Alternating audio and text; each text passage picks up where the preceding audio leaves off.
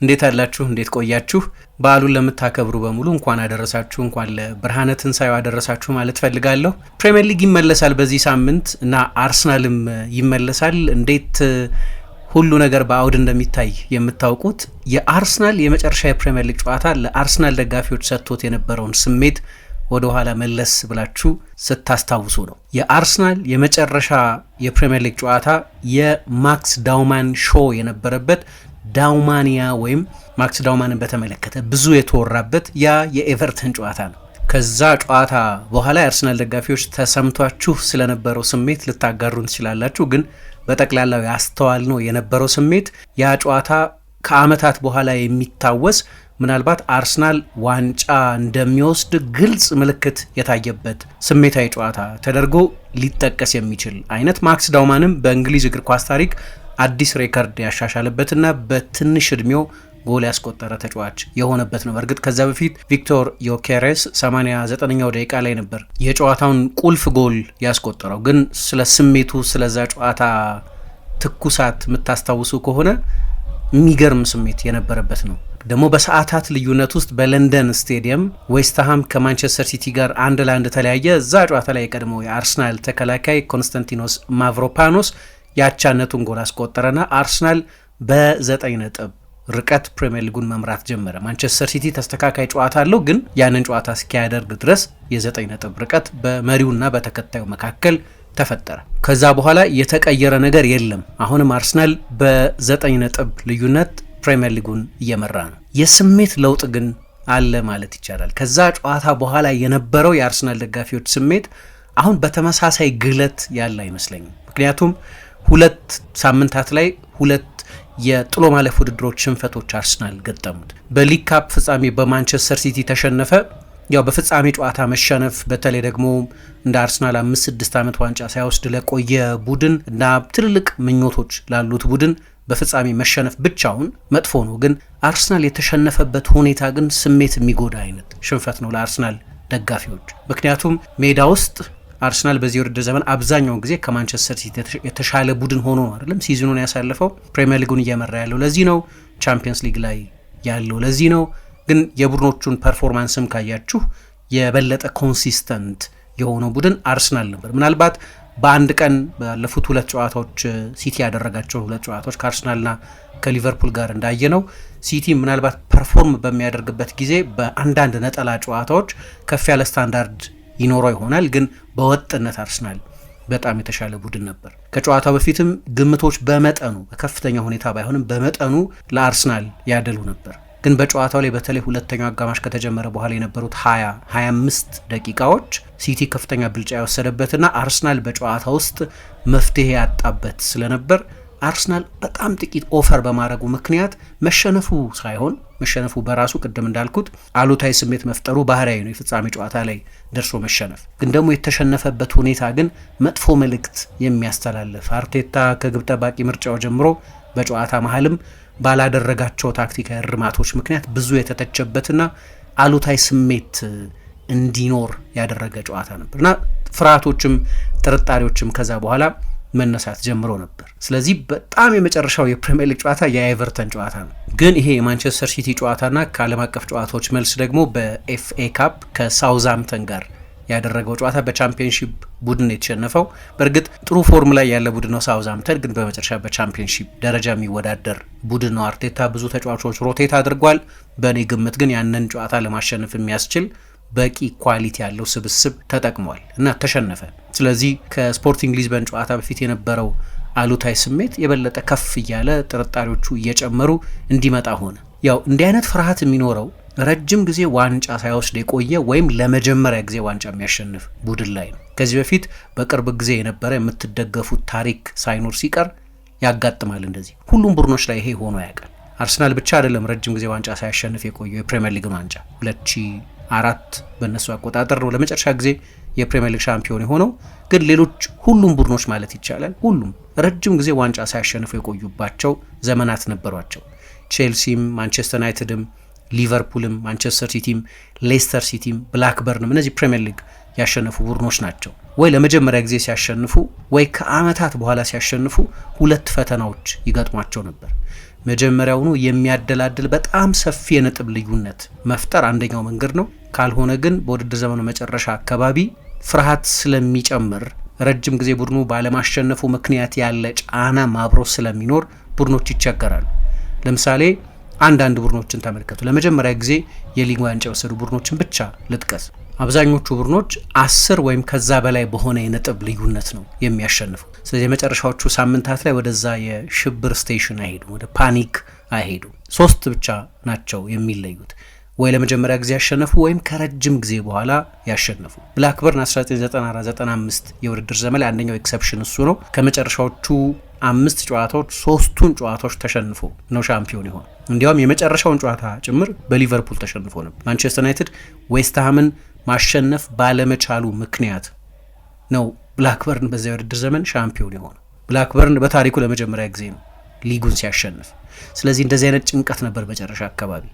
ማንቸስተር ሲቲ ከረጅም ጊዜ በኋላ ከ1960ዎቹ በኋላ ለመጀመሪያ ጊዜ የሊግ ሻምፒዮን የሆነው 2011-12 የውድድር ዘመን።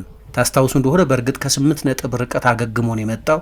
ግን የመጨረሻውን ጨዋታ በድራማዊ ሁኔታ በጎል ልዩነት ክሪስታል ፓላስን እስከ 89ኛው ደቂቃ ድረስ ገጥሞ 2-1 እየተመራ ከዛ በኋላ ነው በኤዲን ዤኮ እና በማሪዮ ባሎቴሊ ጎሎች ያሸነፈው። አርሰናልም ከ1991 በኋላ በቬንገር ስር የመጀመሪያውን የሊግ ዋንጫ ሲያሸንፍ 1977-78 የውድድር ዘመን ማለት ነው 78 ነጥቦች ነበሩት። ከዚያ በስተቀር ከረጅም ጊዜ በኋላ ወይም በታሪካቸው ለመጀመሪያ ጊዜ ሻምፒዮን የሆኑት ቡድኖች ቢያንስ የ10 ነጥብ ማርጅን ይፈጥራሉ። ካልሆነ እስከ መጨረሻዎቹ ሳምንታት የሚዘልቁ ከሆነ እንዲህ አይነት ጭንቀት ይወለዳል። ከዛ ሚዲያውም ቡድኖቹ ረጅም ጊዜ ሳያሸንፉ በመቆየታቸው ምክንያት ጥርጣሬ ይነዛል። ፐንዲቶች፣ ጋዜጦች፣ የሬዲዮ ፕሮግራሞች፣ የቴሌቪዥን ፕሮግራሞች፣ የጋዜጣ ርዕሶች፣ አሁን ደግሞ የሶሻል ሚዲያ ዘመን ነው። ስለዚህ የሶሻል ሚዲያ የኦንላይን ኮሜንቶች በሙሉ የዛን ቡድን የአእምሮ ጥንካሬና የማሸነፍ አቅም ጥያቄ ምልክት ውስጥ የሚያስገቡ ይሆናል። አርሰናል ለመጨረሻ ጊዜ ፕሪሚየር ሊግ ጨዋታን አድርጎ ኤቨርተንን አሸንፎ ከዛ በኋላ የተፈጠረው ሰንሴሽን አለ አይደለም፣ በቃ ሻምፒዮን ሆነን የሚለው በተለይ ከሰዓታት በኋላ የሲቲ ጨዋታውን ማሸነፍ መቸገር፣ አቻ መውጣትን ተከትሎ የነበረው ጠቅላላ ስሜት ይሄ ነው። ከዛ 3 ሳምንት በኋላ ግን ሌላ ስሜት ላይ ነው ያለን። አርሰናል ዋንጫውን አይወስድም፣ ደጋፊዎቹ ጥርጣሬ ያላቸው ማለቴ ሳይሆን ግን ያንን ግለት የሚያቀዘቅዙ ሽንፈቶች ናቸው ቀጥለው የመጡት። በሁለት ተከታታይ በመሀል ኢንተርናሽናል ብሬክ ነበር፣ ግን የክለብ እግር ኳስ በሚደረግበት ጊዜ በሲቲ እና በሳውዝሃምፕተን የገጠሙ ሽንፈቶች። አሁን አርሰናል ምርጫ ያለው ይመስለኛል። የአርሰናል ተጫዋቾችም ምርጫ ያላቸው ይመስለኛል። የትኛውን የምትሰሙት? ኳድሩፑል ድሮም ቢሆን የሚቻል አይደለም፣ ፍጹም የሚቻል አይደለም ማለት አይቻልም፣ ግን ኳድሩፑል ተሳክቶ አያውቅም፣ ማንም ቡድን አድርጎት አያውቅም። እና መጀመሪያውኑ ኦፍኮርስ አርሰናል በሁሉም ውድድሮች ብዙ ርቀት ስለሄደ ለምሳሌ ሊግ ካፕ ፍጻሜ ደርሷል። ከ90 ደቂቃ ርቀት ላይ ነው ያለው። በኤፍኤ ካፕ ከሳውዝሃምፕተን ጋር ነበር የሚጫወተው።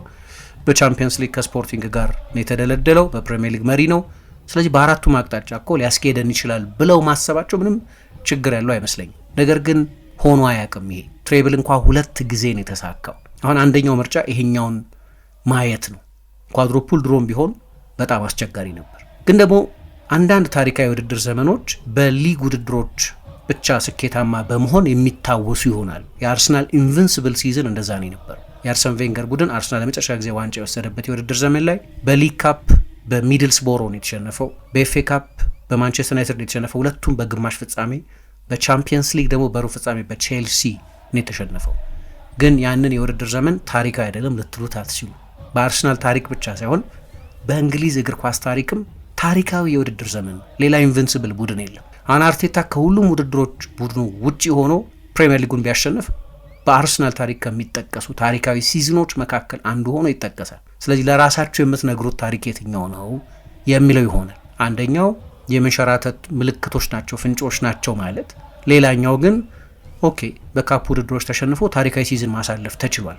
ስለዚህ አንድ መጥፎ ውጤት፣ 2 መጥፎ ውጤት የትርክ ለውጥ ሊያደርግ አያስፈልገውም። ልክ ነው። ሲቲ ሰሞኑን ጥሩ እየተጫወተ ነው። አርሰናልን ያሸነፈበት፣ ሊቨርፑልን ያሸነፈበት መንገድ የጓርዲዮላ ቡድን በመጨረሻ ክሊክ እያደረገ ይመስላል። ግን በፕሪሚየር ሊጉ ኢንኮንሲስተንት ቡድን ነው። ባለፈው ስል እንደነበረው ላለፉት 3 ዓመታት ከ6 በላይ ተከታታይ ጨዋታዎች በሊጉ አሸንፎ አያውቅም። ከ2023-24 የውድድር ዘመን ወዲህ አድርጎት አያውቅም። ይሄን አሁን በዚህ የውድድር ዘመን ያለ ለማድረግ የተቀሩትን 8 ጨዋታዎች በሙሉ ማሸነፍ አለበት። ስለዚህ ሲቲ ላይ ያለው ፕሬሸር ቀላል አይደለም። ግን ደግሞ ያ 2 ተከታታይ ሽንፈት ለጊዜው የናሬቲቭ ለውጥ አስከትሏል ማለት ይቻላል። ምንም ጨዋታ ሳይደረግ የሊጉ አውትሉክ ድንገት ተቀይሯል። ስለዚህ ደጋፊዎች ወደ ስሌት ይገባሉ። ሲቲ እኮ በተለይ አርሰናል በቦርንሙዝ አቻ የሚወጣ ከሆነ ወይም የሚሸነፍ ከሆነ ቼልሲ የሚያስፈራ ቡድን አይደለም። ቼልሲን ካሸነፈ ከዛ በኋላ ከአርሰናል ጋር ይገናኛሉ። እሱን ካሸነፈ ከዛ ተስተካካዩን ጨዋታ ካሸነፈ በሲቲ ቁጥጥር ስር ሊሆን ይችላል ደግሞ ይሏቸዋል ሰዎች። ግን እውነቱ ምንድነው? ማንቸስተር ሲቲ ሁሉንም ጨዋታዎች ማሸነፍ አለበት ከሞላ ጎደል። አርሰናል ትልቅ ኮላፕስ የማይገጥመው ከሆነ ሁሉንም ጨዋታዎች እንኳ ቢያሸንፍ ስንት ነው የሚሆነው? ማክሲመሙ የማንቸስተር ሲቲ የነጥብ ብዛት 85 ነው የሚሆነው እና አርሰናል ድንገት ሲቲ አዳልጦት በአንዱ ጨዋታ ላይ ወይ ከዛ በላይ ከሆነማ እንዲያው ግን በአንድ ጨዋታ ላይ እንኳን ነጥብ ቢጥል አርሰናል ከተቀሩት 7 ጨዋታዎች 4ቱን ብቻ በማሸነፍ ሻምፒዮን መሆን ይችላል። አሁን ባለው ሁኔታ 5 ጨዋታ ካሸነፈ ሻምፒዮን ነው። ግን ሲቲ በአንድ ጨዋታ ነጥብ የሚጥል ከሆነ ፕሬሸሩ ያለው ሲቲ ላይ ነው። አርሰናል ላይ ያለው ፕሬሸር ረጅም ጊዜ ባለማሸነፉ ምክንያት ያለ ጫና ነው። ሲቲ አሁን ያለበት ፕሬሸር ግን የመሳሳት እድል የለውም። ሁሉንም ጨዋታዎች የግድ ማሸነፍ አለ። ፐርፌክሽን ይፈልጋል የሲቲ የውድድር ዘመን ፍጻሜ። ስለዚህ የአርሰናል ስብስብ የኮችንግ ስታፉም የተጫዋቾቹም ምናልባት የደጋፊዎቹም እምነት የተረጋጋ ቢሆን ከእጃቸው ሊወጣ የሚችልበት እድል በጣም ጠባብ። ግን ከዛ ኤቨርተን ጨዋታ በኋላ የመጡት 2 ተከታታይ ሽንፈቶች በእርግጥ ስፖርቲንግ ሊዝበንን አሸንፏል። ስለዚህ በአስፈላጊ ጊዜ የመጣ ድል ነው። ግን ኢንተርናሽናል ብሬኩም መምጣቱ በጊዜው ጥሩ ይመስል ነበር። ምክንያቱም ለሪሴት እንደገና ለመገምገም ሪከቨር ለማድረግ እንደገና የጨዋታ ሻርፕነስ መልሶ ለማግኘት ይጠቅም ነበር። በእርግጥ ሳካ፣ ቲምበር አይነቶቹ ተጫዋቾች አልተመለሱም። ግን አብዛኞቹ ተጫዋቾች አሁን አሉ። እንዲያውም የኤዜ መመለስንም ጭምር ሰምተናል። ግን ከሌላ የጥሎ ማለፍ ሽንፈት በኋላ ያ ፍርሃት የበለጠ ገንግኖ ነበር፣ ቦታ አግኝቶ ነበር ማለት ይቻላል። ስለዚህ የስፖርቲንግ ሊዝበን ድል በጣም በአስፈላጊ ጊዜ የመጣ ነው። ለቻምፒየንስ ሊግ እድሉ ብቻ ሳይሆን ያንን ተከታታይ ጨዋታ የመሸነፍን አዝማሚያ ለማስቀየር። ምክንያቱም አርሰናል ሆኖበት አያውቅም። ለዚህ ነው ሚኬል አርቴታ የመጀመሪያው ክራይሲስ የሚል አስተያየት የሰጠው። በሲዝን በሙሉ 3 ወይ 4 ጊዜ ያጋጥማል ቡድናችሁ የሆነ ሊቸገር ያለ የሚመስልበት ወቅት። እኛ ለመጀመሪያ ጊዜ ነው ያጋጠመን አለ። ግን ያንን ቶሎ መቀልበሳቸው አስፈላጊ ነበር። የራያ መመለስ ቁልፍ ነበር። በአርሰናል ቁጥር 1 እና ቁጥር 2 ግብ ጠባቂዎች መካከል በአሁናዊ ብቃት ላይ ያለው የጥራት ልዩነት በጣም ሰፊ መሆኑን ያየንበት ነው። የካይ ሃቨርትዝ እዛ ጨዋታ ላይ ተቀይሮ ጎል ማስቆጠር የአርሰናል የተከላካይ መስመር የድሮውን አይነት ጠጣርነት መልሶ ማግኘት መምሰል በጣም አስፈላጊ ነበር። ግን ከዛ ኤቨርተንና የዌስትሃም ጨዋታ በኋላ አርሰናል ኤቨርተንን፣ ሲቲ ዌስትሃምን ከገጠመበት ጨዋታ በኋላ ከነበረው ስሜት በጣም የተለየ ስሜት ነው። ምንም የተቀየረ ነገር የለም። ማክስ ዳውማንና ዲኖስ ማቭሮፓኖስ አርሰናልን የጠቀሙ ጎሎች ካስቆጠሩ በኋላ አሁን የስፖርቲንግ ሊዝበን ጨዋታ መጣ። በዚህ ጊዜ የስታይል ጉዳይ ዋናው ጉዳይ አይመስለኝም። የአርሰናል ደጋፊዎችም ዋናው የሚያሳስባቸው ስታይል የማሸነፍ ስታይል ነው።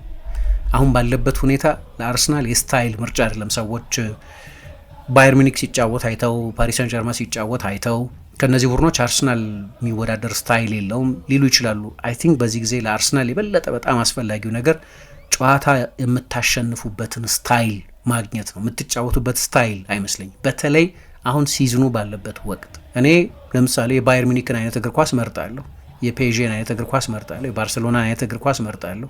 ግን ይሄ የኔ አስተያየት ነው። ለአርሰናል ደጋፊዎች ግን በዚህ ጊዜ የስታይል የምርጫ ቅንጦት ላይ አይደለም ያሉት። ቡድኑ ማሸነፍ አለበት በየትኛውም መንገድ። ከዚህ በፊት እንዳነሳሁት ባይ ኤኒ ሚንስ ነሰሰሪ። ከዛ ደግሞ ስታይሉ ለማን ነው? ስታይሉ ለማን ነው?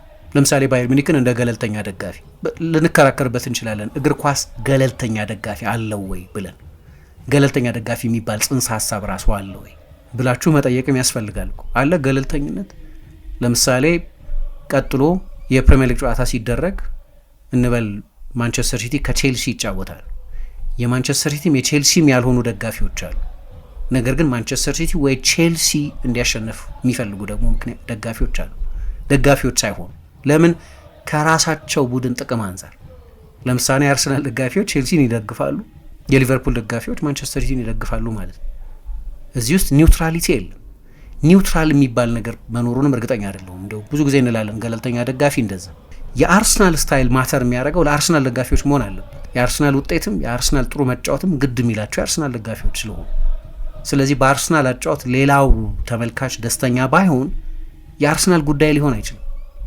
የአርሰናል ጉዳይ የአርሰናል ደጋፊዎች ጉዳይ ስለሆነ እና ስፖርቲንግ ሊዝበን ሲያሸንፍ በጣም በተዋጣለት የኤግዚቢሽን እግር ኳስ አሳይተው የመጨረሻውን በጥበብ የተሞላ ተጫወቱ አይደለም፣ ግን በጣም አስፈላጊ ነበር። ከነዛ ሁለት ሽንፈቶች በመምጣቱም ግን ስፖርቲንግ ሊዝበንን ያሸንፋል ተብሎ ቢገመትም ግን ስፖርቲንግ ሊዝበን 17 ጨዋታ በተርታ በሜዳው አሸንፎ የመጣ ቡድን፣ ከዛ መሃል ፖርቶን፣ ማርሴይን፣ ፓሪስ ሳን ጀርማን የመሳሰሉ ቡድኖች አሸንፏል። ለመጨረሻ ጊዜ በዚህ ሜዳ የተሸነፈው ባለፈው ዓመት በአርሰናል ነው በቻምፒየንስ ሊግ። ይሄው ቡድን በቅርብ ጊዜ ማንቸስተር ሲቲን በሜዳው፣ አትሌቲኮ ማድሪድን ከሜዳው ውጪ፣ ኢንተርን በሜዳውና ከሜዳው ውጪ ያሸነፈውን ቡዶ ግሊምት የሚባለውን ቡድን 5 ጎል አስቆጥሮ ነው ያሸነፈው። ጥሩ ቡድን ነው። በእርግጥ ገና በኤምሬትስ የመልስ ጨዋታ አለ፣ ግን በጣም ትልቅ አድቫንቴጅ ይመስለኛል። በቻምፒየንስ ሊግ ከሜዳ ውጪ አቻ መለየት እንኳ ጥሩ ውጤት ተደርጎ ነው የሚቆጠረው። በተለይ የመጀመሪያውን ጨዋታ ከሜዳ ውጪ የሚያደርግ ቡድን እዛ ሄዶ አቻ ወጥቶ ወደ ሜዳው ይዞት የሚመጣ ከሆነ ጨዋታው ሲጀመር 0-0 የአቻ ሆኖ ነው የሚጀምረው፣ ግን የሆም አድቫንቴጅ አላቸው። ለምሳሌ በቅርብ ጊዜ ቻምፒየንስ ሊግ ያሸነፉትን ቡድኖች ልጥቀስላችሁ። ከ2022 እስከ 2024 ባለው ጊዜ ሪያል ማድሪድ በ2022 እና በ2024 በመካከል ማንቸስተር ሲቲ በ2023 የቻምፒየንስ ሊግ አሸናፊዎች ነበሩ። የ3 ሲዝን ሳምፕል ልስጣችሁ። በእነዚህ 3 ሲዝኖች እነዚህ አሸናፊዎች ሶስቱን ቻምፒየንስ ሊግ የወሰዱት ቡድኖች ከ9 ከሜዳ ውጪ ካደረጓቸው የጥሎ ማለፍ የመጀመሪያ ጨዋታዎች 2ቱን ብቻ ነው ያሸነፉት። የተቀሩትን 7 አቻን የተለያዩት፣ ግን የመልሶቹን 9 የሜዳ ጨዋታዎች በሙሉ አሸንፈዋል። ስለዚህ ከሜዳ ውጪ አቻ መውጣት ጥሩ ነው ማለት ነው። አርሰናልም አቻ መውጣትን እንደተቀበለ አይነት ቡድን ያ ውጤት ጥሩ ውጤት ነው ብሎ እንዳመነ ቡድን ነው ይጫወት የነበረው። ጎል አልተቆጠረበትም ከመጀመሪያዎቹ ጥቂት ደቂቃዎች በስተቀር። ስፖርቲንግ ያን ያህል አደገኛ አልነበረም። በሁለተኛው አጋማሽ 1-2 ሙከራዎች ነበሯቸው፣ ግን ራያ ነበራቸው። ከአቻነትም በላይ ግን በጣም አስፈላጊ ድል ይዞ መጣ። ካይ ሃቨርትዝ ያንን ጎል አስቆጠረ። ስለዚህ አርሰናል ድል በጣም ሰፊ ነው አሁን ወደ ግማሽ ፍጻሜ ለማለፍ። በዚህ ውድድር ዘመን ከ11 የቻምፒየንስ ሊግ ጨዋታዎችም 10ን አሸንፏል። ከነዚህ 11 ጨዋታዎች በ7ቱ ክሊንሺት ጠብቋል። በፕሪሚየር ሊጉም 15 ክሊንሺት አለው። ይሄ ደግሞ አርሰናል ለምሳሌ በ2001-2002 የውድድር ዘመን የሁለትዮሽ አሸናፊ በነበረበት የውድድር ዘመን ከነበረው እኩል ክሊንሺት ነው። ኢንቪንሲብል ከነበሩበት ሲዝንም እኩል ክሊንሺት ነው። ዳቪድ ራያ 15 ክሊንሺቶች አሉት። ባለፉት 17 ዓመታት በ6ቱ ብቻ ነው አርሰናል ከ15 በላይ ክሊንሺት የነበሩት። ስለዚህ ገና 7 ጨዋታ እየቀረው የአርሰናል የተከላካይ መስመር መጠጠር እንዴት ጠንካራ እንደሆነ ያሳያቸዋል። በእርግጥ ይሄው በቻምፒየንስ ሊግ ታይቷል። ጥሩ ነበር በብዙ መለኪያ። ያንን የሽንፈት ስሜት በማስወገዱ በኩል ይሁን በቻምፒየንስ ሊግ ወደ ግማሽ ፍጻሜ ለማለፍ በሰጣቸው መንደርደሪያ ይሁን በተጫወቱበት መንገድ ልክ እንደ ባየርን እንደ ፒኤስጂ ተጋጣሚ ቡድን ላይ ከፍተኛ የማጥቃት ብልጫ ባይወስዱም ግን አርቴታ የሚፈልገው እና በቅርብ ጊዜ አጥቻለሁ ብሎ ያሰበው የአርሰናል የመከላከል አደረጃጀትና ጨዋታ የመቆጣጠር አቅም የተመለሰበት ነው የነበረው። ለዛ ነው የአይደንቲቲያችን መመለሻ ጨዋታ የሚል አስተያየት የሰጠው። አሁን ወደ ፕሪሚየር ሊግ ይመለሳል አርሰናል እና ካሁኑ ካለፈው የውድድር ዘመን የበለጠ ጨዋታዎች አሸንፏል። ባለፈው የውድድር ዘመን በሙሉ ሲዝን በ38 ጨዋታዎች ካሸነፈው ጨዋታ የበለጠ አሸንፏል። እንዲያውም ወደ ኋላ ተመልሳችሁ ደግሞ 16 ዓመታትን ብትወስዱ ከ2005 ከ2021 ባለው ጊዜ አርሰናል አሁን ያሸነፈው የጨዋታ ቁጥር ከነዛ 16 ሲዝኖች በ11ዱ ካሸነፋቸው የጨዋታዎች ቁጥር በላይ አሸንፏል። 7 ጨዋታ ነው የቀረ። 4 ወይ 5 ጨዋታ ካሸነፈ አርሰናል ሻምፒዮን ይሆናል ማለት ነው። ትልቁ ችግር ፍርሃትን መጋፈጥ ነው። አሁን ከነዛ 2 ሽንፈቶች መጥቷል። የስፖርቲንግ ሊዝበኑም ጨዋታ በጣም በተዋጣለት የደጋፊን አንጀት በሚያረካ ሁኔታ የተገኘ ድል አይደለም፣ ጣፋጭ ድል ነው። ባለቀ ሰዓት የተገኘ ጎል ስለሆነ እና እንደዚህ አይነት ድሎች ደግሞ ባለቀ ሰዓት በመቆጠራቸው ምክንያት ያላቸው ሴንቲሜንታል ዋጋ አንሶ ሊታይ የሚችል አይደለም። ነገር ግን ጥርጣሬ ያሉትን ሰሞኑን የነበሩትን ጥርጣሬዎች የሚያስቀሩ ናቸው ማለት ግን አይቻልም። ስለዚህ የቦርንመዝ ጨዋታ በሚደረግበት ጊዜ ለረጅም ደቂቃ አርሰናል ጎል ማስቆጠር የሚሳነው ከሆነ በኤምሬትስ ስቴዲየም ብዙ ጊዜ ያየ ነው። ያ የደጋፊዎች ዝምታ፣ ጭንቀት፣ ውጥረት ስቴዲየም ውስጥ ሊታይ ይችላል። አይ ቲንክ ይሄ ግን ለአርሰናል ብቻ አይመስለኝም። ለረጅም ጊዜ ዋንጫ ሳያሸንፍ የቆየ ቡድን የሚያጋጥመው ኢሞሽናል ፕላሴቦ። የስታይል ጉዳይ ግን ቅድም ስለ ስታይል ስላነሳው ጥቂት ልመለስበት እዚህ ላይ። አሁን የአርሰናል ተጫዋቾችን ስብስቡን በሙሉ ተመልከቱና በየቦታቸው በዓለም ምርጥ ተጫዋችነት የሚካተቱ ተጫዋቾች እነማን ናቸው ተብላችሁ ብትጠይቁ እነማን ትላላችሁ? ሁሉም ጥሩ ተጫዋቾች ናቸው የአርሰናል ተጫዋቾች።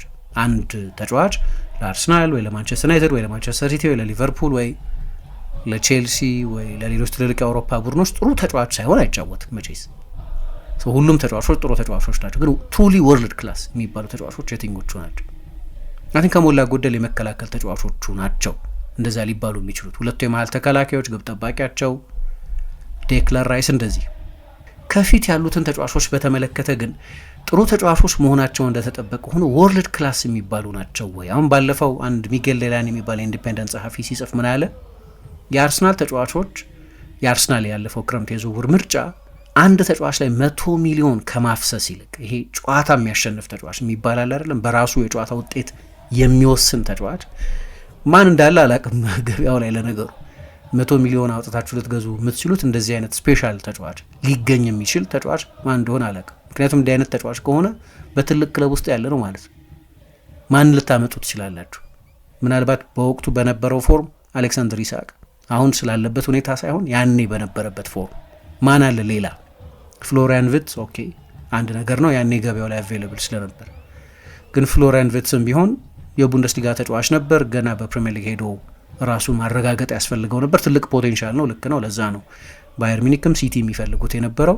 ግን ገበያውን ካያችሁ ልታገኙት የምትችሉት ለብቻው ጨዋታ የሚወስን ብዙ ተጫዋች የነበረ አይመስለኝም። ለነገሩ አስቸጋሪው ነገር እሱ ነው። የኳሊቲ ደርዝ አለ፣ የኳሊቲ እጥረት አለ በጠቅላላው በፉትቦል ውስጥ ጨዋታ ማሸነፍ የሚችሉ ተጫዋቾች የምትሏቸው።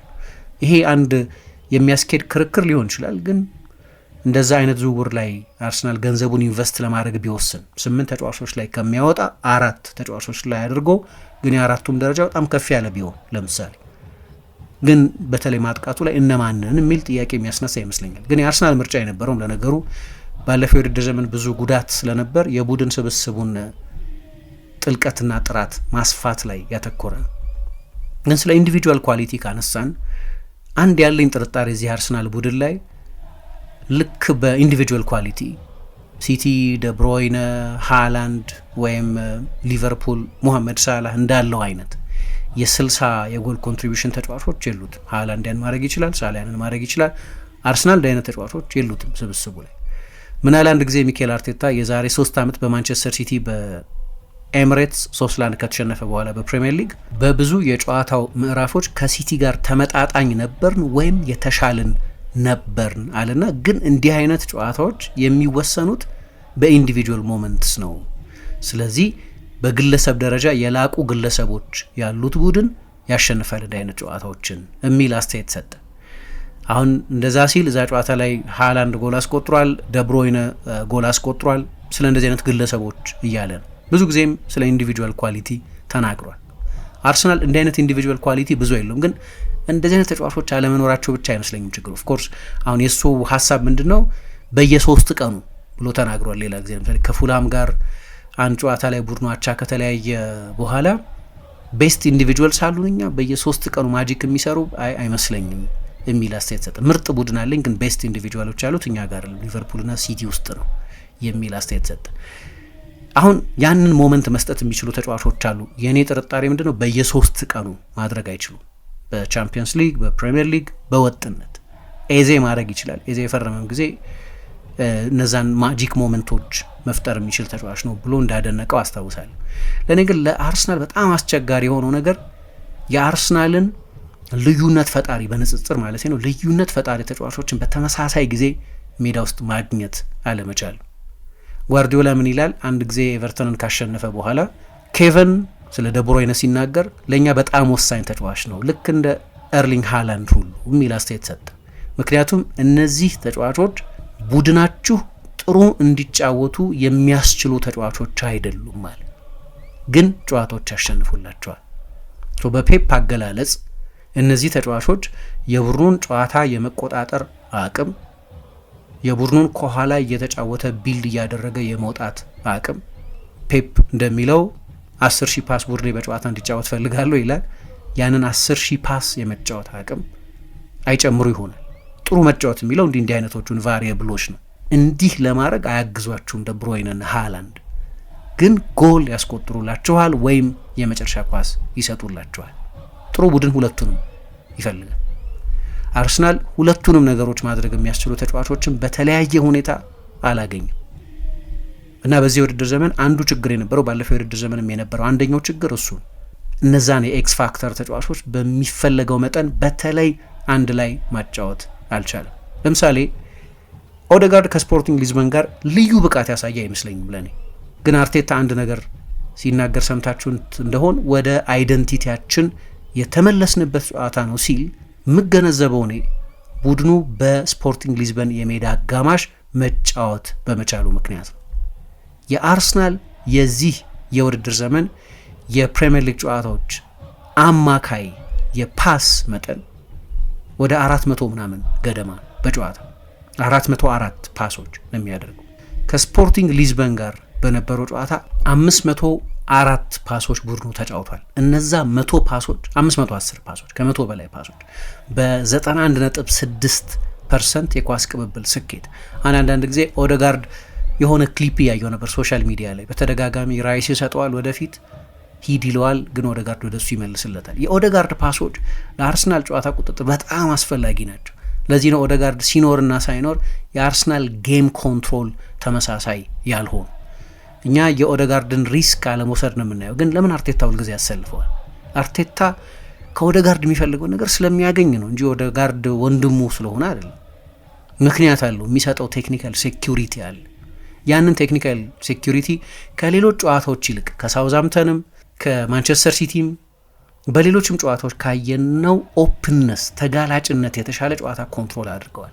ምክንያቱም ኦዴጋርድ አለ ማለት ኦዴጋርድ በላይኛው የሜዳ ክፍል እንድትጫወቱ ነው የሚያደርጋችሁ። ምናልባት በክሬቲቪቲም ቢሆን መቼስ ባለፉት 2 ሲዝኖች በተለያዩ ምክንያቶች የድሮውን አይነት ክሬቲቭ አውትፑት እያስመዘገበ አይደለም እንጂ በፕሪሚየር ሊግ ባለፉት 3 ወይም 4 ዓመታት ከኬቨን ደ ብሮይነ ከብሩኖ ፈርናንዴዝ ቀጥሎ ብዙ የጎል እድል የፈጠረው ተጫዋች እሱ።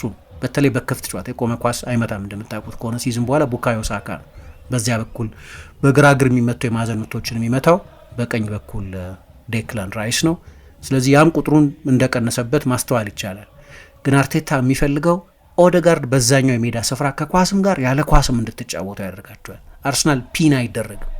በራሱ የሜዳ ክፍል የመጨረሻው 30 ሜትር ላይ እንዲከላከል አይገደድም። ኦዴጋርድ ካለ ለምሳሌ ሲቲ ጨዋታ ላይ ታችሁ እንደሆን ትልቁ ችግር የነበረው የሁለቱ አጋማሽ የመጀመሪያ 20 ደቂቃ አርሰናል ከራሱ 30 ሜትር መውጣት አለመቻሉ።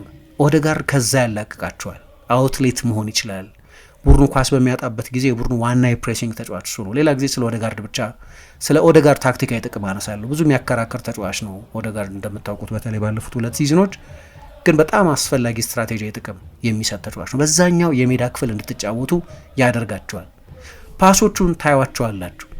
ኳስ የሚያይ ይመስላል፣ ብዙ ኢሬሌቫንት ቅብብሎች የሚያደርግ ይመስላል፣ ግን ያንን የሚያደርግበት አላማ አለ። አርሰናል ፒን አይደረግም። በራሱ የሜዳ ክፍል እንዲጫወት አይገደድም። ወደ 60% ገደማ ብልጫ ነበረው። አሁን ለዛ ነው ብስለት ያለው የሜዳ ውጪ ፐርፎርማንስ ነው። ከሜዳ ውጪ ከቻምፒየንስ ሊግ ጨዋታ የምትጠብቁት ፐርፎርማንስ ነው። በብዙ ጊዜ የሚጠበቀው እንደ አይነት ፐርፎርማንስ ነው። በኋላ አይታችሁ እንደሆነ ሃቨርትዝ ወጣ እና በኦዴጋርድ ቦታ ገባ። ሃቨርትዝ አማካይ ሆኖ እንዲጫወት ከሞላ ጎደል ለሁለተኛ አጥቂ እንዲጫወት ነው። ግን በሁለቱ ተጫዋቾች መካከል ያለውን የስታይል ልዩነት አየን። ሃቨርትዝ ጨዋታ ለመቆጣጠር ይጠቅማል፣ ግን አጥቂ ሆኖ ሲጫወት ነው እንደዚህ አይነት ጥቅም የሚሰጠው። የቡድኑ የአማካይ ክፍል ቦታ ላይ ሲጫወት ተመሳሳይ ኮንትሮሊንግ ተጫዋች አይደል። የሆነን ተጫዋች የአጫወት ባህሪ የሚጫወትበት ቦታ ይወስነዋል እና ስፖርቲንግ ሊዝበን ድንገት አደገኛ መሆን ጀመር። የመጨረሻው 20 ደቂቃ ላይ ታችሁ እንደሆነ የበለጠ ትራንዚሽኖች ማየት ጀመር። ኦዴጋርድ ሲኖር ብዙ ትራንዚሽን እንዳይኖር የሚፈቅድ ተጫዋች ነው። ፕሬዘንሱ በጣም አስፈላጊ ነበር። ጎል እንዳስቆጠረ አውቃለሁ ሃቨርትዝ፣ ግን ጨዋታውን ብቻ ለይታችሁ ካያችሁት ግን ልዩነት ያመጣል ይሄ። እኔ ግን በጣም ትልቅ አርሰናል በዚህ የውድድር ዘመን የተጎዳ የሚመስለኝ ኦዴጋርድም ሃቨርትዝም ሁለቱም ተጫዋቾች ኦዴጋርድ በአማካይ ቦታ ላይ ሃቨርትዝ ከፊት ሆኖ አላየናቸው። ኦልሞስት ሲዝኑን በሙሉ አላየናቸው። አንድ ላይ ማለት ነው፣ እንደ ፓርትነርሺፕ ማለት ነው። በነገራችን ላይ ሁለቱ ተጫዋቾች በዚህ ውድድር ዘመን በፕሪሚየር ሊግ ጨዋታ በተመሳሳይ ጊዜ ሜዳ ውስጥ አብረው የነበሩት ለ20 ደቂቃ ብቻ ነው።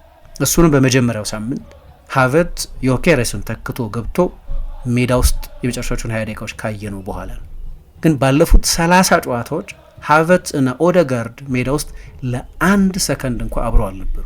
ብቸኛው አብረው የጀመሩበት ጨዋታ አርሰናል ባለፈው ሳውዝሃምፕተንን የገጠመበት ጨዋታ ብቻ ነው። አብረው አልተጫወቱም። ይሄ ሌላ ተጎጂ የሚያደርገው ሁለቱ በጣም ቁልፍ ተጫዋቾች ናቸው ለአርሰናል። ቡካዮ ሳካን ተጎጂ አድርጎታል። ሳካ መቼስ ተወደደም ተጠላም እግር ኳስ የፓርትነርሺፕ ጉዳይ ነው። የፈለገ አስደናቂ ተጫዋቾች ብትሆኑ ለምሳሌ ለሜሲ አልባ እና ሱዋሬስ አይነት ተጫዋቾች አስፈላጊ ናቸው አይደለም። ሜሲ በራሱ ተአምር መፍጠር የሚችል ተጫዋች ቢሆንም መጨረሻ ላይ ይሄ የሜዳ ቴኒስ አይደለም ወይ ቦክስ አይደለም፣ ኢንዲቪጁዋል ስፖርት አይደለም፣ የቡድን ስፖርት ነው። ስለዚህ ከእናንተ ጋር ኮምፕሊመንት የሚደራረጉ ተጫዋቾች መኖራቸው አስፈላጊ ነው። ሜሲ ሱዋሬስን ሚስ ያደርገዋል በማይኖርበት ጊዜ አይደለም፣ ወይም አልባን ያንን የኦቨርላፕ ሩጫ ያለማቋረጥ የሚያደርግለት ተጫዋች። ስንት ጎል አየን በዚህ ቅርብር። ሮናልዶ ቤንዜማን ይፈልገው ነበር። የቤንዜማን ያህል ብዙ አሲስት የሰጠው ተጫዋች የለም። ለሮናልዶ የሪያል ማድሪድ ስኬት ካረም ቤንዜማን መዝለል አትችሉም። ሙሐመድ ሳላህ በሌሎች ምክንያቶች ብቃቱ ወርዶ ሊሆን ይችላል፣ ግን መጠቀስ ካለባቸው ምክንያቶች መካከል አንደኛው የትሬንት አሌክዛንደር አርኖልድ መልቀቅ ነው። ቲየሪ ኦንሪ ከፔዤ ጨዋታ በፊትና በኋላ ስለ ሊቨርፑል በሲቢኤስ ስቱዲዮ ውስጥ በነበረ ውይይት ላይ ይህን ነጥብ አንስቶታል። የትሬንት አሌክዛንደር አርኖልድ አለመኖር ለሙሐመድ ሳላህ ትልቅ ዲስአድቫንቴጅ ነው። በዙሪያው የተጣማሪዎች ለውጥ ተደርጓል። አጥቂው ሌላ አይነት ፕሮፋይል ያለው ነው። የቀይ መስመር ተከላካዩ ከሞ ሳላህ ጀርባ የሚጫወተው ተጫዋች ሌላ አይነት ተጫዋች ነው። ይህንኑ ሎጂክ ወደ አርሰናል ካመጣ ነው ቡካዮ ሳካ በዚህ ሰፈር አድርጓል። የቀይ መስመር ተከላካዩ ቲምበር ነው። በጣም ከፍ ያለ ጥራት ያለው ነው። በተለይ በዋይት የሰሞኑ ብቃት በሳውዝሃምፕተኑም ጨዋታ በስፖርቲንጉም ጨዋታ በተለይ መጀመሪያው 15 ደቂቃ ላይ በማክስ አራውጆ የተቸገረበትን ሁኔታ ስታዩ በመከላከል መቼስ በጣም ድንቅ ነው አይደለም፣ ግን በማጥቃቱ ከዋይት ጋር የነበረ አይነት ኮምቢኔሽን በጣም የተዋጣለት የማጥቃት ውህደት አልነበረም። ግን ከሁሉ በላይ የኦደጋርድ አለመኖር በጣም ትልቅ ችግር አምጥቷል። ስለዚህ አርሰናል እነዚህን ተጫዋቾች በተመሳሳይ ጊዜ ሜዳ ውስጥ አለማግኘቱ ችግር ነበር። ጥሩ ነገሩ የሳካ የጉዳት መጠን ምን ያህል እንደሆነ አላቅም። ምናልባት አርቴታ አፕዴት ሲያደርግ ወይም በቦርንመዝ ጨዋታ ላይ ሳካ ይመለስ እንደሆነ እናያለን። ግን በጣም ትልቁ ችግር አርሰናል በዚህ ውድድር ዘመን እነዚህን 3 የአርሰናል ተጫዋቾች አላገኝም በበቂ ሁኔታ። 3ቱ አንድ ላይ ጭራሽ አልጀመሩም በዚህ ውድድር ዘመን የፕሪሚየር ሊግ ጨዋታ። አርሰናል ለመጨረሻ ጊዜ የምር የዋንጫ የተፎካከረው በ2023/24 የውድድር ዘመን እና ከመጨረሻዎቹ 18 ጨዋታዎች 16ቱን አሸንፈው ነበር አይደለም። ከነዚህ 18 ጨዋታዎች 15ቱን ግን እነዚህ 3 ተጫዋቾች አብረው ጀምረዋል። በተለይ ደግሞ የትራንዚሽናል ከሆኑ የሎ ብሎክ ቡድኖች ጋር አርሰናል በተለይ ኦደጋርድንና ሳካን አለማግኘቱ 9.5% ብቻ በሚሆኑ የፕሪሚየር ሊግ ደቂቃዎች ላይ ነው ሁለቱ ተጫዋቾች ከወገብ በታች ካሉ ቡድኖች ጋር የተጫወቱ። ጠቅላላ ሲዝኑን ካያችሁ ከ29% በታች ነው። ይህም በጣም ትልቅ ችግር ነው። ምናልባት ተጫዋቾቹን የሚያገኝ ከሆነ በመጨረሻዎቹ 7 ጨዋታዎችና በተቀሩት የቻምፒየንስ ሊግ ጨዋታዎች በጣም አስፈላጊ ሊሆን ይችላል። 3ቱ አንድ ላይ አልጀመሩም። ግን ኤዜና ኦደጋርድ ለምሳሌ አብረው ይጫወታሉ የሚል ብዙ ግምት ነበር። የኤዜ ቦታ የት ይሆናል የሚለው ጉዳይ ዝውውሩ ከተፈጸመበት ጊዜ ጀምሮ አከራካሪ እንኳ የነበረ ቢሆን ኦደጋርድ አምበል ነው፣ በጣም ቁልፍ ተጫዋች ነው። ኤዜ ውዱ ፈራሚ ነው። አርሰናል ከፈጸማቸው ዝውውሮች በሙሉ በከፍተኛ ገንዘብ የፈረመ ተጫዋች ነው። ሁለቱንም ለምሳሌ ሚኬል አርቴታ ሜዳ ውስጥ አንድ ላይ ማግኘት አልቻለም። ኤቤሪቺ ኤዜና ማርቲን ኦደጋርድ 156 የፕሪሚየር ሊግ ደቂቃ ብቻ ነው አንድ ላይ የተጫወቱት፣ ከ2 ጨዋታ ያነሰ ማለት። ሁለቱ ተጫዋቾች በአንድ ጨዋታ ከ1 ሰዓት በላይ አብረው ሜዳ ውስጥ ቆይተው አያውቁም። 2026 ከገባ በኋላ አንድ ላይ ሜዳ ውስጥ የታዩት ለ10 ደቂቃ ብቻ ነው። ስለዚህ የአርሰናል የጨዋታ ጥራት እነዚህን ቴክኒካዊ ተጫዋቾች በጋራ ሜዳ ውስጥ ባለማግኘቱ ምክንያት እንደ ልብ ፍሪ ፍሎዊንግ ሊሆን አይችልም። ስለዚህ ሚኬል አርቴታ የበለጠ ጌም ኮንትሮል ላይ ማተኮሩ፣ የበለጠ ጥንቃቄ ያለበት አጫወት መምረጡ በአንድ በኩል ሎጂካል ሆኖ ይታያቸዋል እና አሁን ግን እንግዲህ የመጨረሻዎቹ ጨዋታዎች የተለየ ስታይል ሺፍት አልጠብቅም። ግን የሃቨርትዝ መመለስ፣ የኦደጋርድ መመለስ ደቂቃውን እየቆጠበ ነው የተጠቀመበት ያለው። የሳውዝሃምፕተን ጨዋታ ላይ 60 ደቂቃ፣ የስፖርቲንግ ጨዋታ ላይ 70 ደቂቃ የፊትነስ ኮንሰርን ያለበት ተጫዋች ስለሆነ ሃቨርትዝም ኦልሞስት ከአመት ገደማ በላይ ከሜዳ ርቆ የቆየ ተጫዋች በመሆኑ ምክንያት የሱንም ደቂቃ ማኔጅ ለማድረግ እየሞከረ ነው። ቡካዮ ሳካ የአርሰናል ዋናው ቡድን ሰብሮ ከገባበት ጊዜ በተለይ በወጥነት ጀማሪ ከሆነበት ጊዜ ጀምሮ እንደዚህ የውድድር ዘመን ደቂቃው ማኔጅ ተደርጎ አያውቅም። ጉዳቶች አስቸግረውታል። እሱም ቢሆን ፎርሙም ጥሩ ያልሆኑ አንድም በዛ ምክንያት ሊሆን ይችላል። እኔ እንኳ የሪትም ጉዳይ ከዚህ በፊት ሳነሳ ነበር እና የእነዚህ ተጫዋቾች መመለስ በጣም አስፈላጊ ሊሆን ይችላል። እንግዲህ ማይሰለፉ ተጫዋቾች ይኖሩ ይሆናል፣ ግን ሚኬል አርቴታ በቀደም ስለ አይደንቲቲ መመለስ ሲናገር ይህንን ነጥብ ማንሳቱን እረዳለሁ። የበለጠ ፍሪ ፍሎዊንግ መሆንን ማለቱ አይደለም። እንደ ልብ 5-6 ጎል ማስቆጠር የሚያስችሉ የጎል እድሎች መፍጠር ማለቱ አይመስለኝም። እያነሳ የነበረው ስለ ታክቲካል አይደንቲቲ፣ ጨዋታ ስለመቆጣጠር፣ ሬስት ዲፌንሱ ሴትልድ ስለመሆኑ፣ ስለ ቢልድ አፕ ፓተርኖች፣ በተጋጣሚ የሜዳ ክፍል ስለመጫወት፣ በራስ የሜዳ ክፍል ፒን ስላለመደረግ ይመስለኛል እየተናገረ ያለው። ግን እነዚህን ተጫዋቾች የሚያገኝ ከሆነ ግን ልዩነት ሊያመጡ ይችላሉ። የእነዚህ ተጫዋቾች አንድ ላይ መሰለፍ መቻል፣ መመለስ ሳይሆን አንድ ላይ መጫወት መቻል። አንድ ላይ ብዙ ላይ ያሰልፋቸው ይችል ይሆናል፣ ግን በጣም አስፈላጊ ይመስለኛል እና የቦርንመዝ ጨዋታ በጣም ቁልፍ ነው። ምክንያቱም አርሰናል ቦርንመዝን የሚያሸንፍ ከሆነ የነጥብ ልዩነቱ ወደ 12 ይሰፋል። ምክንያቱም እሁድ ምሽት ነው ማንቸስተር ሲቲ ወደ ለንደን ሄዶ ከቼልሲ ጋር የሚጫወተው። ቼልሲ አንፕሪዲክተብል ቡድን ነው፣ ኢንኮንሲስተንት ነው። አንዳንድ ትልልቅ ድሎች አሉት። በኢቲሃድ ሄዶ አቻ ወጥቷል፣ ሊቨርፑልን አሸንፏል። ከአርሰናል ጋር ለረጅም ደቂቃ በፕሪሚየር ሊግ በ10 ተጫዋች ተጫውቶ አቻ ተለያይቷል። ባርሰሎናን አሸንፏል። ባለፈው የውድድር ዘመን በዓለም የክለቦች ዋንጫ ፔዥን አሸንፏል። ትልልቅ ጨዋታዎች ላይ ፐርፎርም የማድረግ ሬከርድ ያለው ነው። በሊያም ሮሲኛ ስር እንኳ ያለው የትልቅ ጨዋታ ሬከርድ የሚያመረቅ አይደለም። በሶስቱም የአርሰናል ጨዋታዎች ተሸንፏል፣ በሁለቱ የፔዥ ጨዋታዎች ተሸንፏል። ግን ማን ያውቃል? ስለዚህ አርሰናል ቦርንመዝን ካሸነፈ ሲቲ ላይ ተጨማሪ ፕሬሸር ይኖረዋል። ምክንያቱም ቦርንመዝን ካሸነፈ በኋላ ሲቲ በተጨማሪ አንድ ጨዋታ ነጥብ የሚጥል ከሆነ አርሰናል ከተቀሩት 6 ጨዋታዎች 3 ብቻ ማሸነፍ ይበቃዋል ማለት ነው። በፈሩ የበለጠ ሰፊ ይሆናል እና ግን እግር ኳስ እንዴት በፍጥነት የትርክት ለውጥ የሚደረግበት እንደሆነ ያሳያቸዋል። ከዛ የኤቨርተን ድል በኋላ ሌሎች 2 መጥፎ ኤክስፒሪየንሶች ስለነበሩ ሰዎች አሁን ያንን ጨዋታ በዛ በወቅቱ በነበረው ስሜታዊ ዋጋ፣ በወቅቱ በዋንጫ ፍክክር ውስጥ የነበረውን ሲግኒፊካንስ እንዳያስተውሉት ያደረገ ይመስለኛል። ግን መቼስ በጣም አስፈላጊ ጨዋታ ነው የቦርንሞዝ ጨዋታ። ያንን ጨዋታ የሚያሸንፍ ከሆነ ብዙዎቹ የፍርሃት ስሜቶችን እንደገና መልሶ ማቅለል ይችላል ማለት ነው።